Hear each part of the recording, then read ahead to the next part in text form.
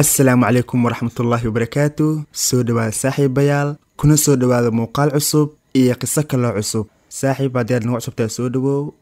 jalak subscribe noo saar. haddii aad hore nala joogtayna muuqaalka like noo saar si uu saaxiib far badan u gaaro. war badan aan idinku daalin, hore aan usii galnay qisadeena maanta.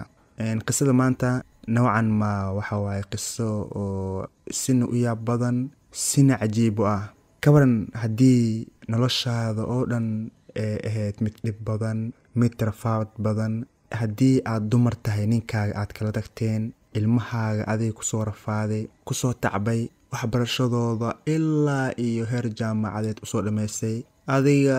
wax yar ma ahan. dabcan way dareemi karaan hooyooyinka in arrintaasi arrin sahlan aysan ahayn. rafaad ee tahay adoo intaas soo mari, da-weyn ilaahay uu gaarsiiyey, da-daa da-weyn ay tahay, haddana marka ugu dambeysay noloshaada aa ku dhammaysata xabsi. macnaha bilaawgiina waxaa mid adagoo rafaad badan, ugu dambeenna noloshaada waxay gashay xabsi nihaa'i, macnaa kama dambeys haddii lagu dhaho ka waran nolol adag soo maaha. marka intaas waxa waaye hordhaca qisadeena. marka hore aan u galnay qisadeena. qisadan waxay ku dhacday ama ku bilaabanaysaa sida tan. waxay ahayd hooyo magaceeda la dhahay Sacdiya. hooyadan waxay ahayd hooyo guursatay, maasha allah. waxay dhashay awlaad, 3 awlaad, 2 wiil iyo 1 gabar. wiilka ugu horeeya magaciisa waxaa la dhahay Nabiil. waxaa ku xigtay gabar oo la dhahay Axlaam. waxaa ugu yaraa wiil lagu magacaabay Hishaam. marka waxay ahaayeen 3daas, Nabiil, Axlaam iyo Hishaam. Sacdiya ninkeeda waxaa ku dhacay xanuun daran. waa xanuun aad u daran ayaa asiibay. marka xanuunkiisa wuu ziyaaday. marka ninkan isbitaal waa la geeyey, adiga jiradiis way iska ziyaaday ilaa ugu dambeyn uu dhintay. macnaha jiradaasuu la dhintay. ninkii wuu dhintay. marka Sacdiya ayuu wax walba uga tagay. markaan Sacdiya waxaa saaray mas-uuliyad weyn, waayo ninkeeda guriga dibiri jiray, masruufka bixin jiray, ilmihii wax kasta ogaa. hadda nolosha wuu faaruqay. marka wax walba waxay kusoo furmeen Sacdiya in ay ilmaha noloshooda dibirto, wax walba ay siiso, waxbarashadooda. ilmahan ilmo yar waaye. wax walbo markaan waxaa laga rabaa in ay qaabisho oo ay mas-uuliyad ka noqoto, ay dhabarka saarato Sacdiya. Sacdiya intaas kadib marka ma ahayn qof oo iska fudud, macnaa qof jilicsan oo dadka u tagto iyo caawiya, ilmo agoona haystaa. macnaha gacanteeda qof bini aadan uma horsan, xitaa walaalaheeda qofay u tagtay ma lahan. arrinkeeda ilaahay subxaana watacaala u tala saaratay, dhabarkeeday xiratay. waxay juhdi iyo dadaal u gashay in ay ilmaheeda meel ka soo saarto oo ilmaheeda noloshooda nolol fiican ay ka dhigto. Sacdiya way baxday oo waxay aaday shirkad ka mid ah shirkadaha dharka tola. meeshaas ayay shaqo ka heshay oo waxay bilowday in ay shirkada u shaqayso. Sacdiya nolosheeda waxay aad mid u dhaxaysa shaqadeeda iyo caruurteeda. meel kale ma jirto, shaqo, caruur. marka ilmaha inay u nadiifiso, iskuulka inay u dirto, oo ay siiso wax walbay u baahan yihiin, haddii aan la cunto, labis, isheeg dharkooda, waxbarashada. adiga ma ahayn ilmahan ilmo wax u baahda. macnaha ilmo waxay ahayn maasha allah, noloshooda aaday hooyad ugu taxadirtay. adiga wax gaabin ah ilmahan ma arkin. adiga waxay maalmaha socdaanba alxamdulilah, ilmihii way weynaadeen, waxay ka baxeen jaamacad, maasha allah. wiilkeeda ugu weyn Nabiil wuxuu ka baxay kuliyadda sharciga. waxaa ku xigtay walaashiisa Axlaam. mar walba tiriyadeeda waxay inay noqoto macnaha maclimad. waxayna baratay kuliyadda waxbarashada. ugu dambeynna waxay noqotay maclimad. isla markaana Axlaam waxaa imaaday nasiibkeeda oo waa la guursaday, alxamdulilah. ilaahay aa ku dhaq gurigeeda. waxaa ugu dambeeyey Yariisow la jeclow Hishaam, yaraan guriga. Hishaam wuxuu shahaado ka qaatay kuliyaddan arrimahan bulshada iyo waxyaabahaas uu bartay Hishaam. marka Hishaam noloshiisa noocan ma waxay ahayd nolol iska adag. wax badan Hishaam wuxuu raadiyey shaqo raadiyey, inta ka bax, inta gal, inta wax ka fiiri, inta ka bood. Hishaam wuxuu ahaa nin wax badan shaqo raadiya. ugu dambeyn Hishaam ay ku adkaatay inuu shaqo helo. isaga xitaa ma ayna keligiisa, waxay dadka isaga xitaa waxaan kuliyaddan bartay aaday u adkayd inay shaqo helaan. Hishaam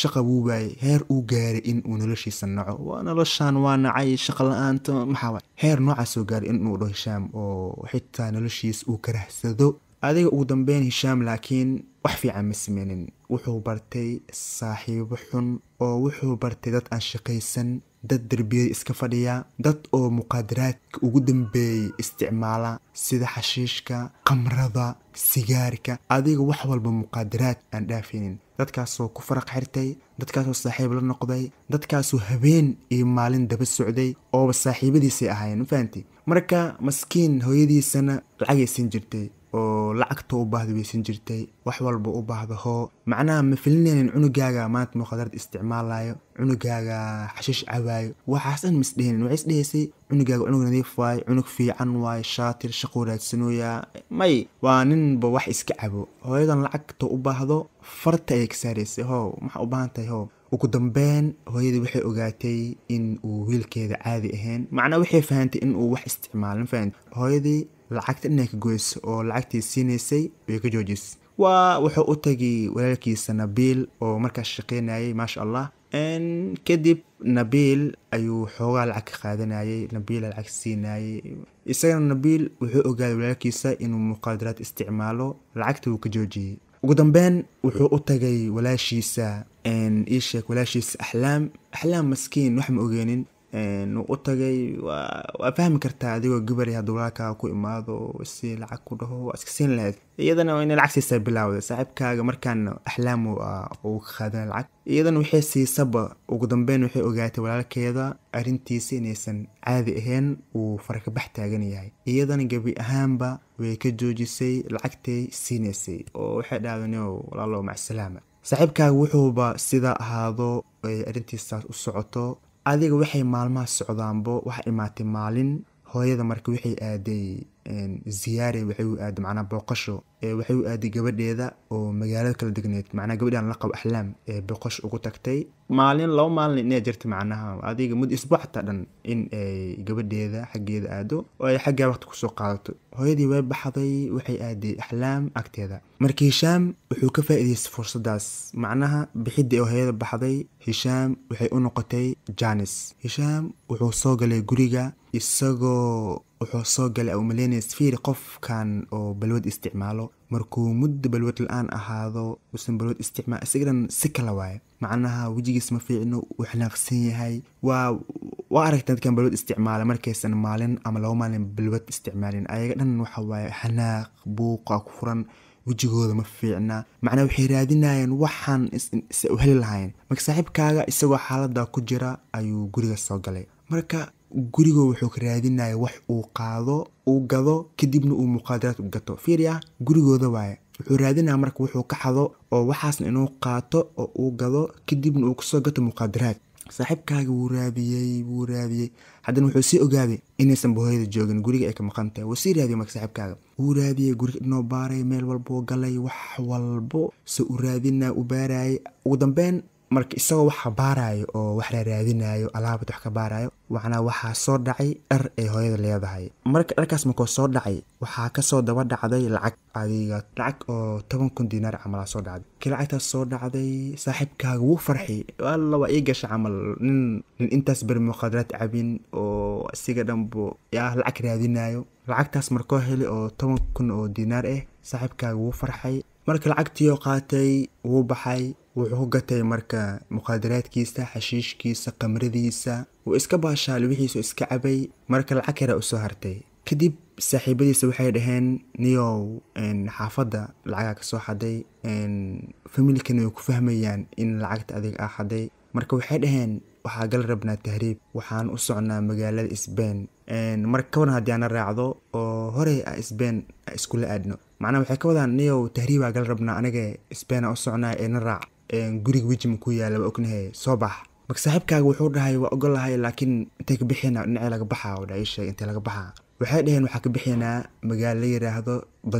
Danja waxay ku taalaa Maghrib ama Morocco, qof walba soo yaqaano. waan idinka ilow qistaan waxay ka dhacday wadanka Morocco. marka waxay dhaheen magaaladaas laga baxaa, xagga ka bixinaa, xagga doon laga raacaa, saasaa loo sii baxaa marka oo Spain saasaa u galeynaa. wuxuu dhahay haye alaabtooda diyaarsadeen way israaceen waxay aadeen magaalada Danja marka waxay ahaayeen 45 dhalinyaro oo qof walba wuxuu watay lacagtiisa dharkiisa adiga ugu dambeyn waxay ka baxeen magaalada Danja halkaas waxay koreen doomo way baxeen ilaa ay ka gaareen dalka Spain marka Spain markay saas u tageen isla markii waxa qabtay ciidanka Spain saaxiibada waa la qabtay waxa la xiray 2 bil oo kaamil ah kadib markii 2 bil la xiray waa la soo deeyay oo waxa lagu soo celiyay dalka Morocco marka sheekadii Hisham intay joogto marka u laaban hooyadii hooyo Sacdiye maxaa u dambeeyay waa tii gurigeeda la soo galay oo lacagtii saaxiibkaaga Hisham uu qaatay hooyadii waxay ka soo laabatay safarka ku maqneed waxay u soo laabatay gurigeeda markay soo laabatay waxay aragtay gurigeeda oo isdhaxyaalo gurigii oo alaabtii dhan la kala turtuuray oo gurigii adiga noocan ma sida in uu tuug soo galay oo kale marka waxay isdhaado hooyadan gurigan saan caadi ku aan alaabtan isku khassan albaabkan saan maxaa qaldan marka waxay isdhaadi gurigan tuugaa soo gashay macnaa si iska dhacsiya gurigan tuugaa soo gashay alaab ay ka qaateen xitaa waxay fiis lacagtii fiirisay ma taalo marka waxay dhahday lacagtii iyo waxaas dhan tuugaa qaadatay gurigaaga tuugaa soo gashay bis waay marka waxay wacday wiilkeeda Nabil wuxuu ahaa abukaate oo shaqadiisa abukaatinimo ahayd waxay wacday Nabil arintii u sheegtay waxay dhahday mar guriga tuugaa soo gashay saana wax jiraan kan waay adiga ugu dambeyn Nabil wuxuu dhahay wuxuu waayahay wuxuu dhahay markii intan kaaga imaanayo booliisku waxba u sheegin iska aamus aniga ku imaanayo adiga ugu dambeyn waxa imaaday Nabil marka Nabil wuxuu ahaa nin oo khibrad badan leh nin wax badan fahansan marka wuxuu fiiriyay guriga saas u fiiriyay marka wuxuu ka waayay calaamada oo muujinayo in gurigan uu tuug soo gal fiiri markuu guriga tuug soo galay tuuga waxa laga yaabaa in albaab jibiya la rabaa in uu adiga meel wax uu maraayo camalna wax gaarto albaab si marka calaamadii inuu ka waayay wuxuu dhahay hooyo gurigan tuug ma soo galno dhahay laazim waxa jiro qof fura haysto oo gurigan soo galay saan gurigan yeelay macna saan guriga u galay macna ma hooda tuug banaankaaga imaaday oo waxaan sameynay tuug oo gurigan soo galay oo dhahay bis lacagtaada bis muxuu qaatay oo dhahay guriga waxa yaalo TV yaalo alaab kalo qaaliya taalo waxyaabo badan yaalo marka tuugan guriga soo galay oo dhahay oo lacagtan bis qaatay iska baxay ma ahna wala tuug caadi wuxuu dhahay hooyo lacagtaada qof kale kaama qaadan qof guriga soo galan qof kale ma ahe waa Hisham hooyo waxay dhahay wallahi beentaada ma aha laakiin waxay dhahay muxuu saan u sameynay Hisham maxaa waxaan u geeyay war an Hisham maxaa u diiday maxaa ka garay intuu noolaa wax la'aan ma dhigi noloshiisa cidhiir ma geli muxuu saan ugu sameynay Hisham waxaan makfilineenin marka hooyadu waxay bilaawday inay shalayso in soo xasuusto waxay cunugeeda u sameysay macnaha waxay la yaaban tahay cunugan oo ay wax walba soo sameysay noloshiisa maasha Allah ay ka dhigtay wiligiisa uu soo helay xitaa baay ku seexan haddana sidaan u galay waxay dhahday maxaa qaldan hooyadii fajaca qabsaday ilaa hooyada ay gaartay inay suuxdo waa labadii waxaa la geeyay isbitaal waxay ku jirtay maalin ama 2 maalin oo kale adiga hooyada xitaa waxa ku kacay markii dambe sokorti dhiigi adiga xaalad khatar gashay waa intaasna waxa geliyay wiilkeedii Hisham oo ay ku soo tacabtay haddana sidaan u dhaqmaayo ugu dambeyn hooyadii isbitaalka waa laga soo bixiyay waa iska soo caafimaaday guriga la keenay marka waxay bilaawday inay isaga duceyso wiilkeeda ilaan waa hooye waxay dhahday ilaahayow soo hanuuni ilaahayow wadada saxan tusi ducay bilaawday adiga waxay sidaas ahaataba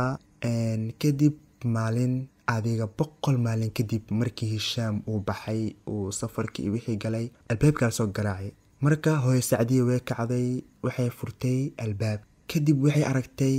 qof oo daciif qof caafimaadkiisa ever uu yahay qof tibihii shaarbihii garkii ay ku baxeen qof naxiif oo ever adi xataa aan la fiirin karnay arag way yaabtay qofkaas yaa waay qof kale ma ahan wuxuu ahaa wiilkeeda Hisham kadib hooyo waa iska taqaanaa way qabatay way ku ooysay way dhunkatay waxay dhahday maxaa saan u sameysay maxaa kugu dhacay wiilkeyga dhibkan maxaa ku geliyay rafaadkan ugu dambeyn wuxuu dhahay hooyo iga raali noqo lacagtaada aniga ka xaday iska kii cafi kadib waxay dhahday intee ku maqneed marka wuxuu dhahay hooyo waa la xiray waxaan galay xabsi kadib waxay dhahday muqaadaraad ma lagu xiray macna waxay ka wadaa xashiishkii iyo waxa cabeys in lagu qabtay ma lagu xiray wuxuu dhahay may hooyo waa may hooyo aniga wato wuxuu dhahay ilaahay way igu ibtileeyo dhahay waxaan muqaadaraadkan iyo waxaas waa lagu ibtileey laakiin wuxuu dhahay waxaas ma leegu xirin kadib markii lacagtii aan ka qaatay khamri iyo waxaa isaga cabay intii ii soo harteen saaxiibadeeda waxaan u raacay oo dhahay Spain tahriib kadib wuxuu dhahay waxaa leegu xiray Spain 2 bil ku xirnaa kadib markii Spain ay na soo daayeen waxay na soo gudbeen wadankeena hadan isla wadankiyaa leegu xiray oo dhahay oo isla Morocco dhexdeeda hadan leegu xiray muddo badan la ku soo jiray hadda ka soo baxay oo dhahay marka hooyo wuxuu dhahay iga raali noqo wixii waa ka toobad keenay qof fiican aan noqday iska kii cafi hooyadii waxay dhahay marka maasha Allah daaba toobad keentay oo qof fiican noqotay alxamdulillah marka hooyadii waxay dhahay xabsiga ku fiicnaa dhaado oo ku soo hanuuntay qof fiican ku noqotay maasha Allah kadib hooyadii way soo gelisay dharkii ka bedeshay saaxiibkaaga wuu qabeystay timihiyaa laga jaray adiga waxaa laga dhigay qof qurux badan marka Hisham uu isbedelay Hisham noloshiisu way isbedeshay sidii hore wuu ka fiicnaaday wuxuu noqday qof fiican oo fiican wuxuu noqday qof u roon hooyadiisa qof u roon guriga qof guriga u adeega adiga wuxuu noqday maasha Allah qof fiican wuxuu la soconayay saaxiib fiican dad wanaagsan adiga maasha Allah qof wuxuu noqday oo nadiif ah laakiin muddo kadib Hisham wuxuu ku noqday sidii hore macnaha wuxuu ku laabtay muqaadaraadkii xashiishkii daroogadii adiga wixii ku laabtay Hisham xitaa markaan xashiishkii uu cabaahta wuu celin waay macnaha wuxuu noqday mid raadi wax waaweyn macnaha wuxuu noqday mid raadiyo wixii wax ka daran wixii wax ka weyn macnaha balwad waaweyn oo isticmaalayo macnaha noloshiisa waxay noqotay nolol xun nolol adag nolol oo xitaa ka soo laabasho aan lahayn waa laasto gaaray Hisham eber waa ka daray markii kadib walaalihiis markay xaaladiisa ogaadeen qof walbo lacagtuu siinaya wuu ka goostay marka hooyadiis maalin waxay ku dhahday Hishamow haddii aan kugu arko gurigan adigoo sarqaansan balan waaye guriga banaankiisa ku tuuraa macnaha gurigan waa iga tegay aniga adigana isma hayno haddaba warkaa ogow marka waqti dheer ma soo wareegan Hisham isla maalintiiba guriga wuxuu imaaday isagoo sarqaansan isagoo khamri xashiish soo cabay hooyadiis way aragtay waxay dhahay ma sarqaansan tahay wuxuu dhahay haa waa sarqaansanahay kadib wuxuu dhahay lacagaa rabaa lacag isii lacag aan khamri iyo xashiish u gataa rabaa isii oo dhahay marka hooyadii waxay dhahday lacag ma ku siinaa iga tag iga bax gurigeyga idhaaf hooyadii way ku qaylisay saaxiibkaaga wuxuu dhahay maanta qasab waaye lacag way isiinay xitaa tuuq ma jirto wuxuu dhahay qasba can waaye maanta lacag way isiinaysaa hooyadii war iga taga dhaadaniyow dulyaa tahay iga tag iga bax guriga marka intaa kadib saaxiibkaaga wuu garaacay si xun u garaacay ilaa ay hooyad dhulka dhacdo oo dhulkay ku dhacday miskiin kadib hooyada way soo kacday oo dhulkay ka soo kacday laakiin hooyada markii ugu horeysay ay soo kacday waxay wajahday jikada toos meel kale ma aadin way kacday waxay aaday jikada hooyada waxay soo qaadatay mindi waxayna soo wajahday Hisham kadib Hisham mindida gelisay waxay gelisay mar koobaad mar labaad mar saddex ilaa 5 mar ay Hisham mindida gelisay oo macna 5 meel inta ka geli ka bixi macnaha 5 mar ay mindida gelisay ilaa Hisham ka dhinto maca salaam Hisham nolosha uu faaruqay oo uu geeriyooday kadib hooyadii way fadhiisatay waxay bilowday inay ooyso waxay bilowday inay qayliso waxay bilowday inay shalayso oo waxay dhahday marxaladan maxay gaarsiiyay maxaa igu dhacay waxaan maxaa ii geeyay waa ileen cunugeeda ugu yaraa yariiskeeda yaraankeeda ayay gacanteeda ku dishay intaas kadib hooyadii waxay go'aansatay in aysan dilkan cidna u sheegin walaa booliska walaa wiilkeeda Nabil cidnan inaysan u sheegin ayay go'aansatay oo ay iyada xaliso kadib hooyadii way baxday waxay aaday dukaan lagu gado qalabka dhismaha waxay soo gaatay waxyaabaha oo wax lagu dhisay sida mid dhulka lagu qadaayay iyo waxyaabahaas soo gaatay guriga imaad waxay bilowday marka qayb kamid ah guriga inay qodo waxay bilowday inay qodo oo ay qodo ilaa ay ka dhameysay macnaha iyada ayaa gacanteeda ku qoday qabriga wiilkeeda waliba waxay ka qoday isla gurigeeda iyadoon qofna u sheegin adiga ugu dambeyn godkii way dhameysay wiilkeeda soo qabatay way ku turtay caradii iyo wixii saas ugu sii dugtay waxay soo gaatay waxyaabo shamiindi iyo waxyaabahaas saas u marmarisay laakiin hooshii way dhameystiri weysay waxay u wacday shaqaale hooshan u dhameystira shaqaalihii u wacday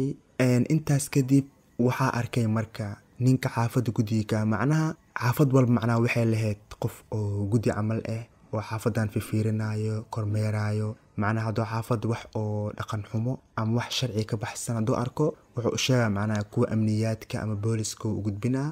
arrintaasaa jirta ogaada marka ninka arrintaas qaabilsanaa arkay buu islaantaan oo gurigan dhisnaysa oo waxaan dhisma u yayaala u arkay haddana wuxuu arkay iyadoo shati haysan shati macnaa wax waaye qofki in uu fasax soo qaato warqadaas soo qaato dhismaa gal raba in la ogyahay oo dowladda ay ka warhayso marka sacdiyana ma ahayn qof shatigaas soo qaatay dadka markay arkaan waxay umaleynayaan qoftan hoola loo wadaa dayactiri waxaas laakiin ninkan oo xaafadda ilaalina wax walba uu ka warhayaa bis wuxuu arkay marka qoftan oo shati la-aan ah dhismahan iskaga jirto saaxiibkaaga marka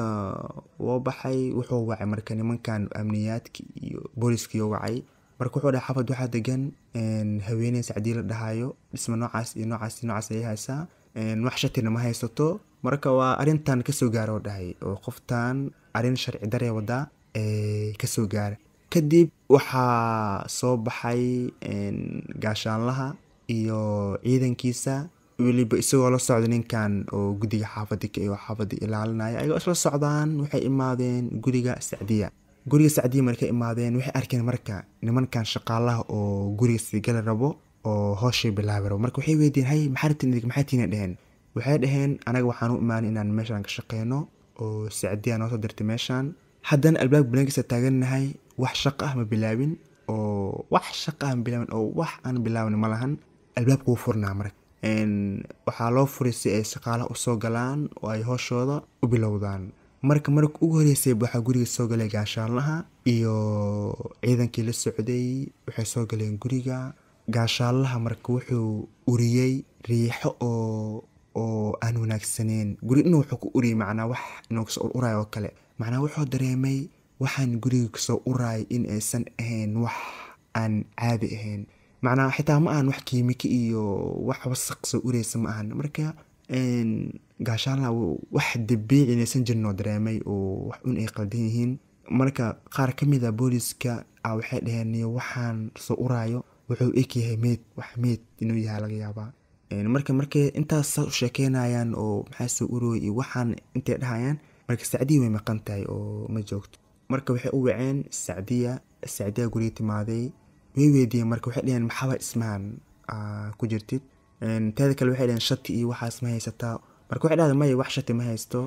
marka waxay dhaheen aaway awlaadaada oo ilmahaaga aaway marka waxay dhahday way joogaan awlaadeeda midka ugu weyn waxaa la dhahaa Nabiil waa abukaato waaye wuu shaqeeyaa tan ku xigtana waxaa Axlaam waa gabar maclimada sidoo kalena waa marwo la qabo oo reerkeeda iska dhaqataa kadib waxaa la aaway wiilkaaga saddexaad Hishaam aaway kadib waxay dhahday wallahi ma ogi Hishaam ma aqaan ma ogi meeloo jira dhahday Hishaam ma ka warhaay hay waxaan soo urooy waxaan guriga ka soo uraayo maxay tahay kadib way dhahday maxaa soo urooy ma ogi wallahi ma ogi macnaa marmarsii iyo in isnoo moojisi waxaasay bilaawday wallahi ma ogi wax soo urooy dhahday okay yaallahi marka kadib waxaa la dhahay waxaa sameynaya dheheen baaritaan waxay dheheen baaritaankan waxaa bilaabeynaa godkan oo waxaa qodaynaa dheheen godkaan waa inaa qodnaa adiga ugu dambeyn waxaa la bilaabay godkii in la qodo macnaa godka la qodayo waxbaa godkeeda cunugeeda gelisay wiilkeeda Hishaam yaraankeeda godkaasaa marka waxaa lagu bilaabay qoditaan markii qoditaan lagu bilaabay godka mar walboo lasii qodaayo waxaa kasoo baxaya marka urkii waa ziyaada godka markii la qodo urkii waa ziyaada ileen meedaa ku jiro adiga ugu dambeyn godkii waa la dhameeyey waxaana laga soo bixiyey meedka wiilkeeda Hishaam marka wiilkeeda Nabiila imaaday wuxuu isku dayay hooyadiis inuu difaaco wax badan uu xalxaliyo laakiin wax walba waxay ahaayeen wax cad wayna cadaatay hooyadii in ay cunugan dishay oo ay gacanteeda ku dishay wax uu sameyn kara malahan wiilkeeda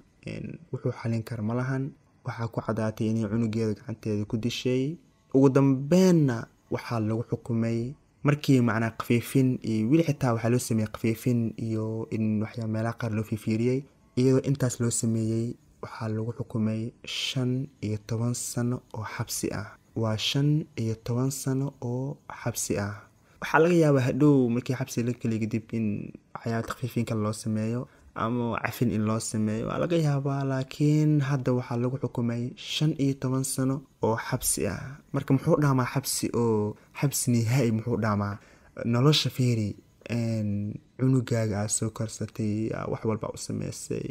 oo kugu xumaaday, haba xumaada ma xumi, haddana adigaa gacantaada ku dishay. dilkana iyada ma ahnin waxay ku talagashay, laakiin sheekada waa soo dhegaysteen, waxaa sababay iyo waxdhan ma ogtihiin. marka maskiintan nolol fiican uma dambeenin, iyadoo hadda maamo weyn ee qof weyn ah, waxaana sugooyo 15 sano oo xabsi ah. marka saaxiibayaal sheekadeena maanta xoogaha dhinacna waxay ka ahayd farxad oo markay ilmaha waxbarashada dhameeyeen oo hooyadii sida ilmaha ugu shaqaysay, sida ugu dadaashay. laakiin inta dambe sheekada waxay ahayd sheeko murugo badan, sheeko kusoo gabagabowday murugo iyo xanuun iyo wax uusan qof walba jeclaysanaynin. marka qofkii xoogaha murugooday ama sheekada si uun u saameysay ka raali noqo. macnaha ujeedda sheekadan waxay tahay in wax laga barto, in uu wax ka baxsado, in noloshaan ay iska wajiyo badan tahay, wax walba aad la kulmaysid. waa kaa marka saaxiibayaal sheekadeena maanta halkaas ayay ku eg tahay. waqtigan qisadan dhameynayo waxaa walaa 6 saac iyo bar habeenimo. marka saaxiibayaal muuqaalka ugu dhamaaday like saara, waqti badanaa galay, daal badan, juhdi badan, yah idinkan u cimaamado waxaa siin kartiin siya, yah wax laan ayaa laga tegin. marka maca salaama.